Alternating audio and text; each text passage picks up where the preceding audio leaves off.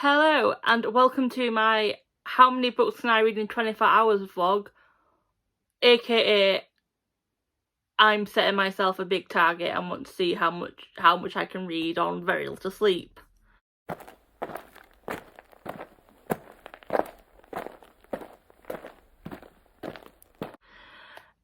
So today is the first day of my annual leave and I still have about 5 additional challenges left to read for the Olympic Games Readathon. Now, I don't have to finish these challenges, I just want to read more books before the end of the month. It is Monday, it is the 26th of July, and it's about 5 to 8. Like I said, I have 5 challenges left for the Olympic Games Readathon. So I'm going to show you what 5 books I am hoping to read in the next 24 hours. Do I think I will? Not a chance. But let's go through and hope we can get there. So for the additional challenge of read a book with a magic creature, I am hoping to finish my current read, Nightfall, by Den Patrick. There's dragons on the cover. Dragons are an intricate part of this book and this trilogy, so that definitely covers it. For the additional challenge of read a book featuring a main character you will not like, I am cheating a little bit with this one. I'm going to go for Monstrous Design by Kat Dunn. This is the sequel to Dangerous Remedy. Out of our main protagonist of 5, I think it was, I only liked one character, if that. So I am cheating a little bit, but I'm hoping I'm putting it down as that, so I don't care. So yeah, that is another one done. I am going through this really quickly, so I apologise. And I also haven't said the reason I keep looking down, I'm looking at what the challenges are. For the challenge of read a book that takes place on or near a body of water, I am reading Every Value Break by Peter Swanson. I know I'm not giving a synopsis of these books. I will do that as and when I read them. This takes place on an island, so it's surrounded by water. 2 more, promise. For the challenge of read the next book in a series, I'll be reading, hopefully, Of Princes and Promises by Sandia Menon. This is book number 2 in the Rosetta Academy series. I flew through the first book, so I'm hoping this one will be the same.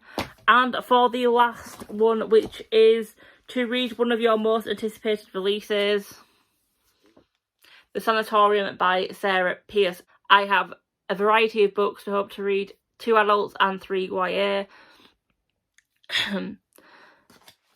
At the moment, my plan is finish this. Ro is actually doing sprints at the moment, so I'm hoping to finish this during Ro's sprints. I will then dive into Of Princes and Promises. I'm literally going to chuck on some more sprints that have been done before and fly through them. I will then switch to The Sanatorium or Every Value Break, vice versa. And then lastly, I will finish off with Monstrous Design. This is my least anticipated. This is the one that I'm not really looking forward to reading. I only gave the first book 3 stars and it was very mixed, and that was the reason why I pre-ordered the second one. It's based in history, it's based in revolutionary France, so that's why I'm kind of hoping to keep on with it, because I do like that era of history. But yeah, you may be asking, Michelle, why are you doing this? I like to challenge myself. No, it's literally because I go on holiday on Saturday, like I keep saying, and this vlog would otherwise be 3 days long, and not even that, because I'm busy Wednesday and Thursday, so it'd be literally the time slot that I'm doing it in. So I thought, instead of just reading one book, Nightfall, which is what I do, I would set myself this challenge. I'm not setting myself this challenge though in a way that a lot of people do of, I'm not going to sleep, I'm going to sleep. The Olympics are also on, so I'm hoping I'll be awake to actually watch some of the live matches during the night.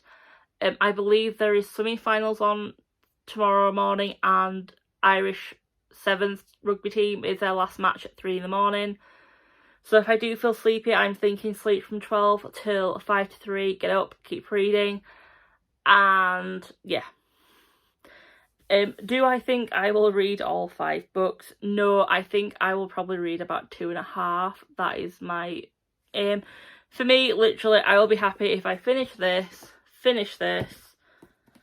and finish either of these 2.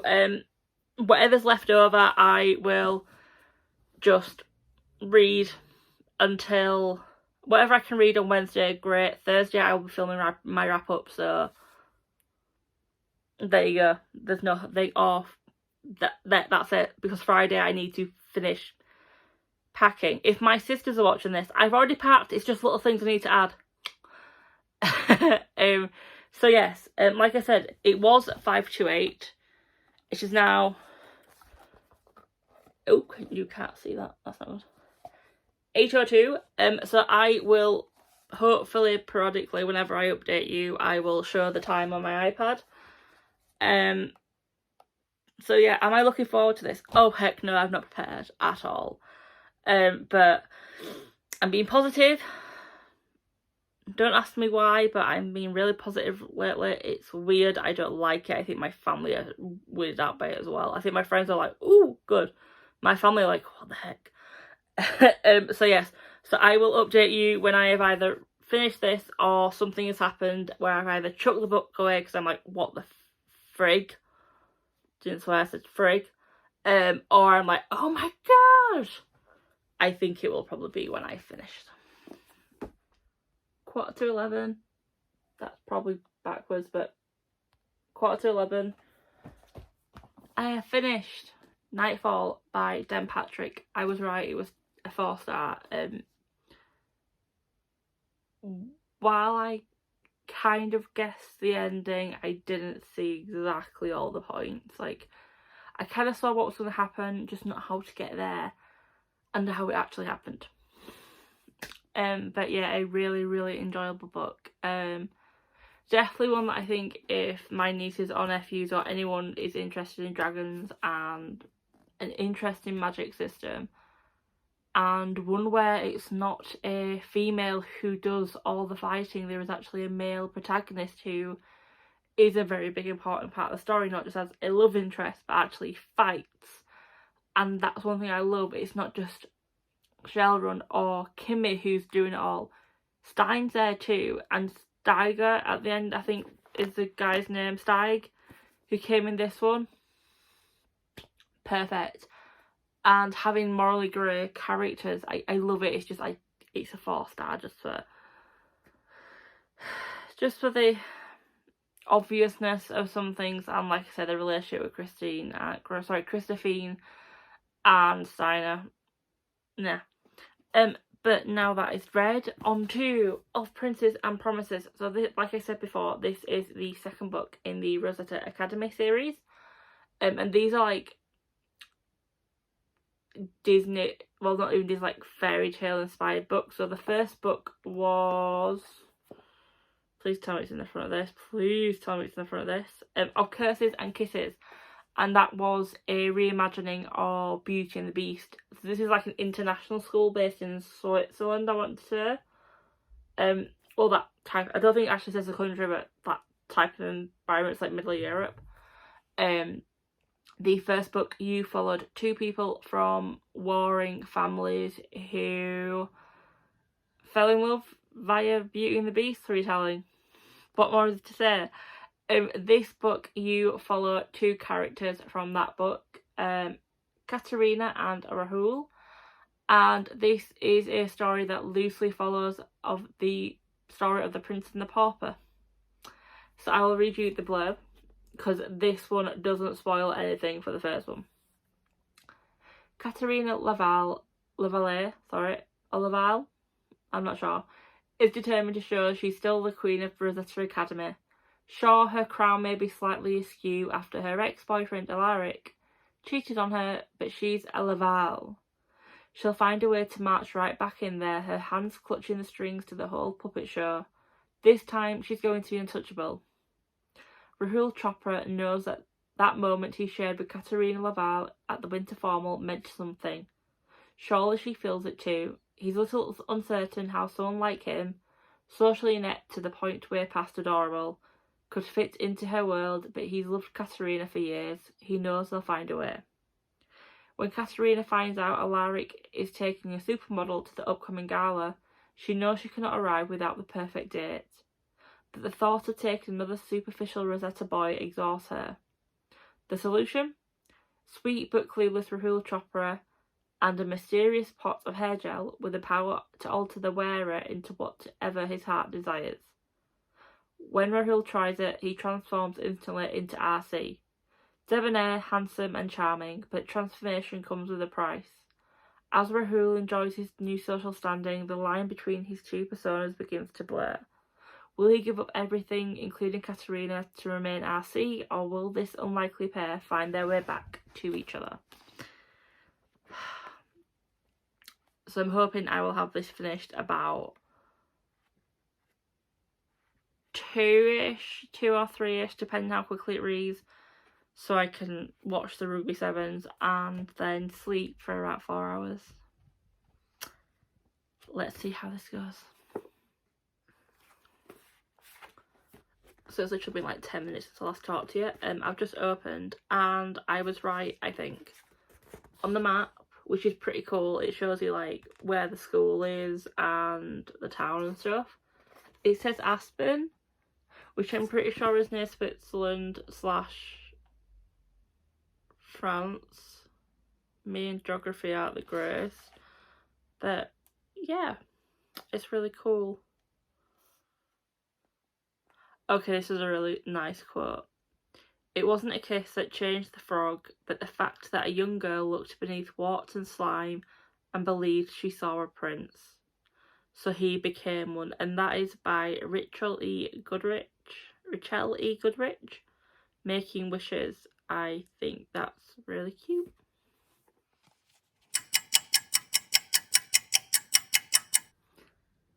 Ten to 1 in the morning. I have finished Of Princes and Promises.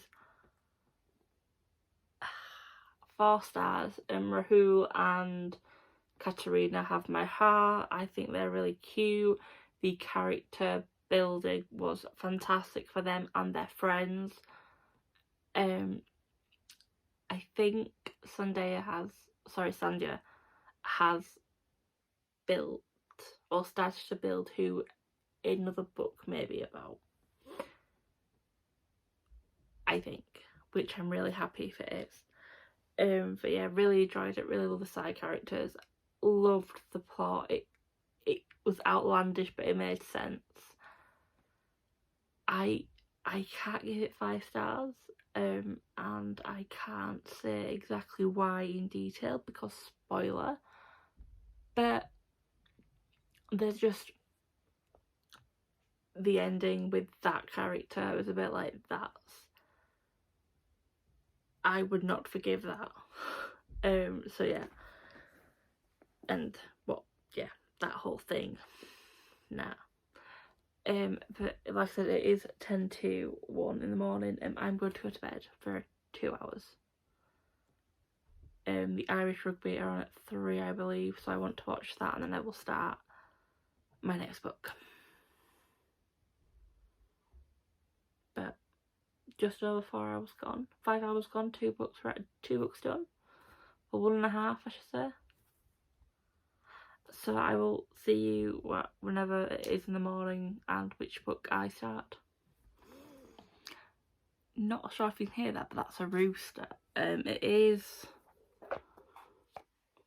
22 minutes past 6. Yes, that is Taekwondo, I believe, from the Olympics.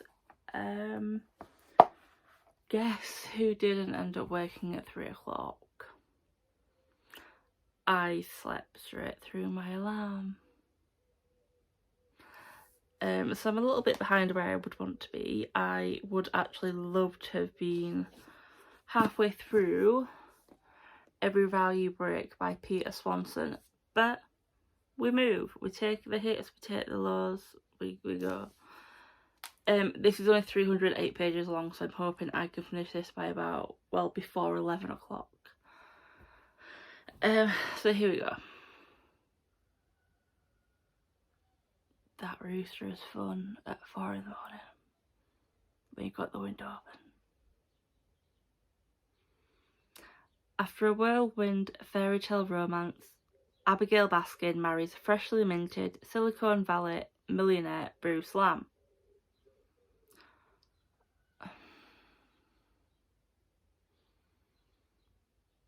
For their honeymoon, he whisks her away to Hat Pond Island, a friend's exclusive retreat off the main coast. But once there, Abigail starts to think she's noticed some alarming warning signs about this seemingly idyllic off-grid resort. When she recognises one of their fellow guests as a good-looking, charismatic stranger who weeks earlier she slept with at her own bachelorette party. Really? Her perfect new life threatens to come crashing down. Trapped on this island, can Abigail possibly outrun the myriad lies that surround her marriage?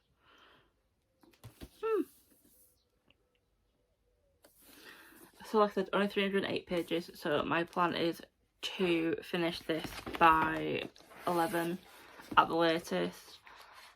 But I will give you an update at 8 AM as to how far I've got through. And I just realised on the spine and on the front there is a line, well, 2 lines, aka breaks, through break. Same on the actual spine, which I think is really cool. But anyway, I will update you at 8 AM.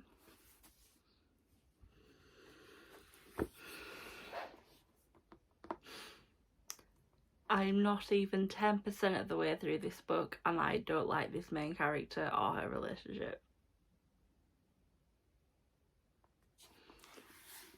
On their 3rd date, he offered to pay off her student loans. And he says, here's a quote, "I don't believe in love at first sight, but something very close to that happened when I saw you in the coffee shop. I needed to get to know you, so I took a shot. And now here we are 3 days later, and I know with certainty that I want to spend the rest of my life with you. No, let me finish. You're the most interesting woman I've ever met. You love poetry and horror movies and dress like a 1950s housewife. You're far smarter than I ever hoped to be, and you're kind and selfless." Why am I getting the feeling she's going to be, I'm not like one of those other girls. I'm not like all those other girls, you know. And as I said numerous videos, I don't like cheating. That's the thing that kicks off this plot. So yes, I will still keep going. I will give it till about 20% or 100 pages. Let's see how far I get. But I may end up DNFing this book. Let's see. 8:05, so I've officially been doing this for just over 12 hours. I'm halfway through every value break. I've taken a break because I keep getting annoyed at the main character, who I can't even bother remembering her name. I think she's being played by her husband and this other person. I just, yeah. Me and cheating storylines don't get on, and it makes me wonder why I actually bought this book, because I don't like that, but the thriller element caught me, so yeah, I will update you properly when I've finished it, hopefully before 11. 9:53. I finished every value break about 5 minutes ago. 2 stars. What the frig did I just read? Honestly, what did I just read?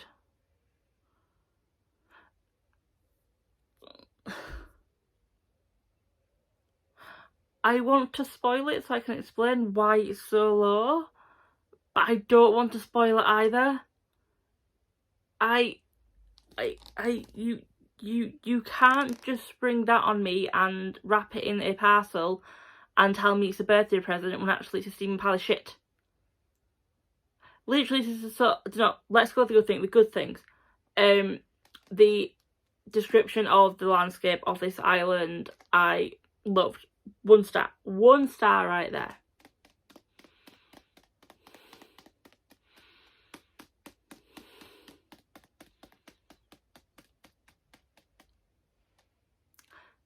The only reason I'm giving it a 2nd star is because of girl power. In the loosest sense of the word.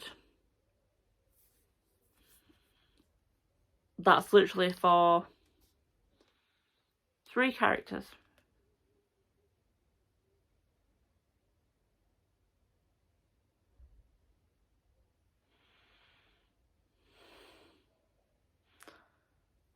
Even the ending doesn't explain how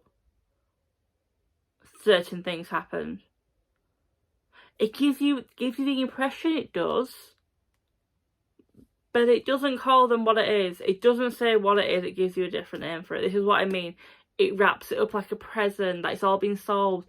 No, it's not a beautiful present, it's a stealing pile of shit. Tried to be wrapped up into something beautiful. But that is the challenge of read a book based on or near a body of water.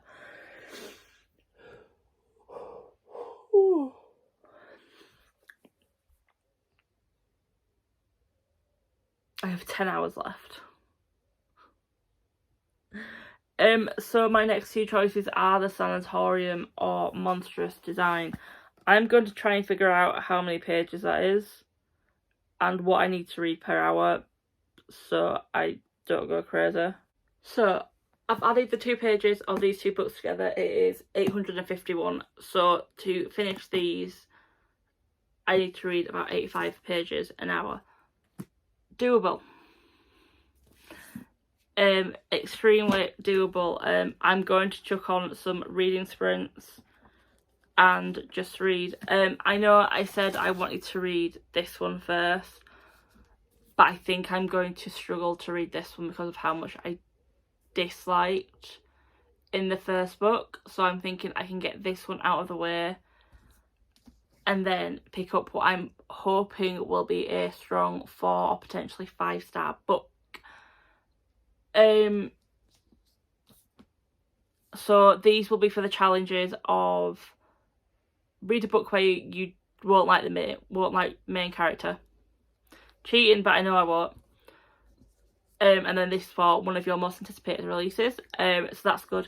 I'm not going to start reading straight away though. I want to get a shower. I want to update my reading journal. And then I will start. I'll update you when I am about halfway through this, I want to say. Or when I have about 6 hours to go. If I'm not halfway through this by 2 o'clock, I'm doing nothing. Because that is only like 240 pages, and yeah. I'm really not looking forward to it. Yeah. So this is explanation of what this is. This is a sequel to Dangerous Remedy, a book I read last year. The blurb for this one does not spoil anything for the first one, so I can quite gladly read you the blurb. 1794 London, where luxury and squalor rub shoulders and men of science conspire to raise the dead and make monsters. From the glamorous excesses of the Vauxhall pleasure gardens to the city's seedy underbelly, Camille continues her search for Olympe de Labespine, the girl born of magic and mayhem. But with half the battalion trapped in Paris and a new enemy lying in wait in London, Camille must decide how much she's willing to risk and who she's willing to lose. So yeah, I'm not I'm not looking forward to this. But let's see if it is an improvement on last year. Fingers crossed it is. 4 o'clock, so I have 4 hours to go. If you hear lawn work, obviously the windows are open and people are doing their gardens in the nice weather. I am 50% of the way through Monstrous Design. I have no interest in any of these characters. There. Being honest, I have no interest in any of these characters, what they are doing, and why they are doing it.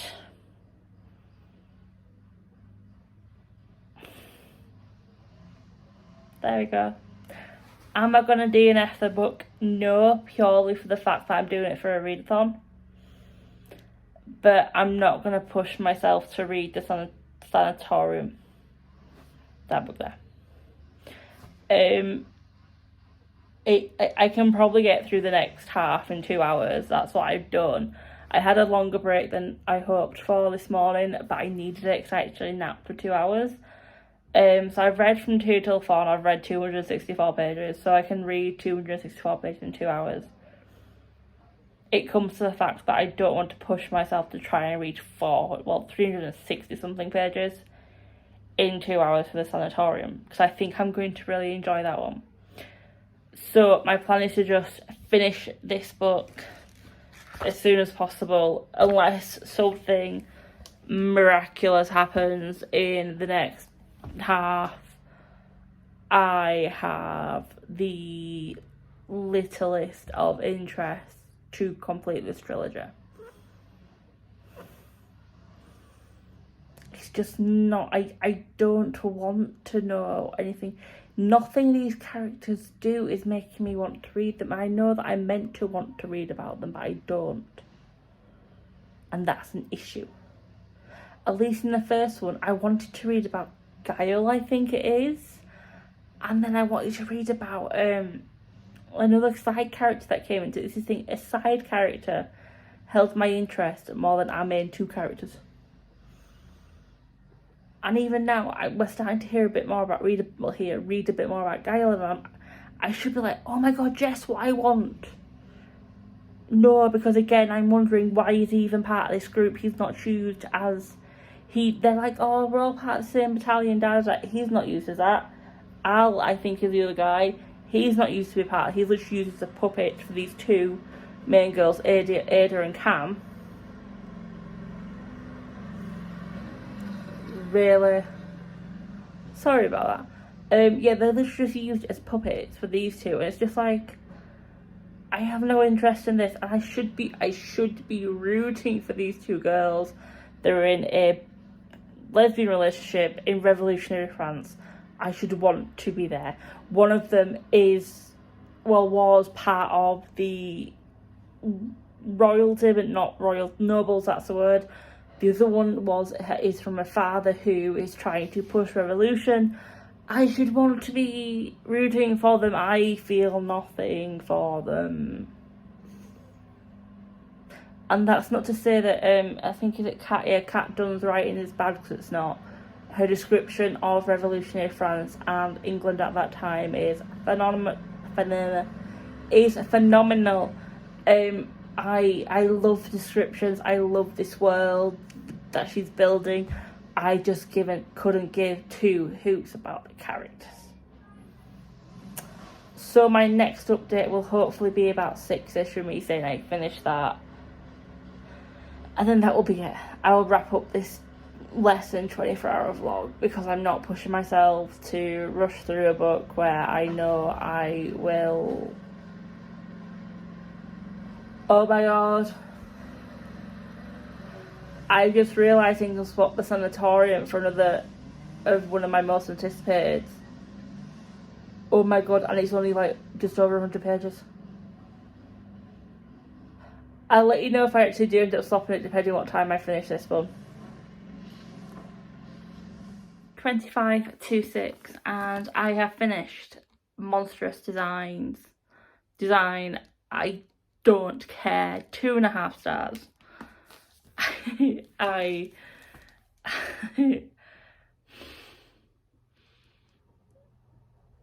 literally, I cannot care about any of these characters apart from Olymp, I think her name is. I can't remember. Olymp, yeah.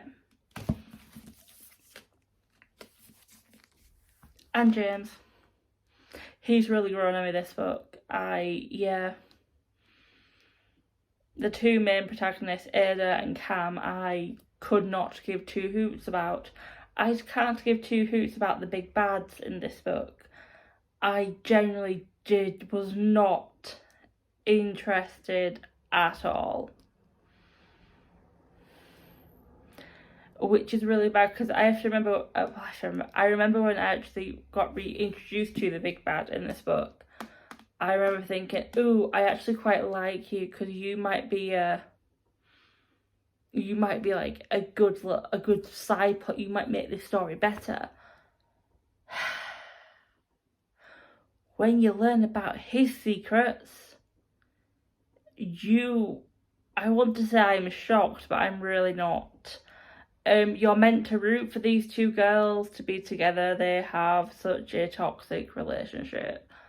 I don't want them together. I want Cam and James together. I know it's not going to happen, but I really do. And I'm sorry, that little tidbit at the end to make it seem like some things were planned. No, I don't believe that, unfortunately.